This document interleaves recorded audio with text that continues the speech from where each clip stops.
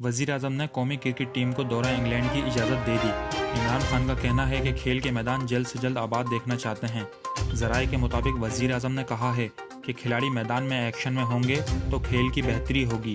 دورہ انگلینڈ میں کھلاڑیوں کے تحفظ کو یقینی بنایا جائے۔ وزیر اعظم نے chairman P C B Ehsan Mani کے اقدامات پر اعتماد کا اظہار کیا اور چیئرمین پی سی بی کو کرکٹ کی بہتری کے لیے اقدامات جاری رکھنے کی ہدایت کی۔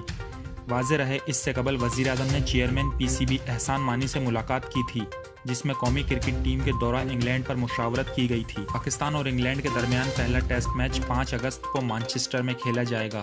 قومی ٹیم دوسرا، تیسرا ٹیسٹ اور 2 T20 سیریز ساؤتھ ہمپٹن میں کھیلے گی۔ دونوں ٹیموں کے درمیان T20 سیریز 28 اگست سے 1 ستمبر تک کھیلی جائے گی۔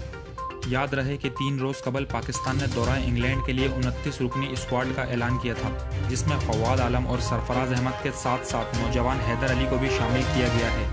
قومی ٹیم کے چیف سلیکٹر اور ہیڈ کوچ مصباح الحق کا کہنا تھا کہ سلیکٹر نے ایک ایسے اسکواڈ کا انتخاب کیا ہے جس سے انگلینڈ میں طویل اور محدود دونوں طرز کی کرکٹ میں بہتر کارکردگی کی توقع ہے۔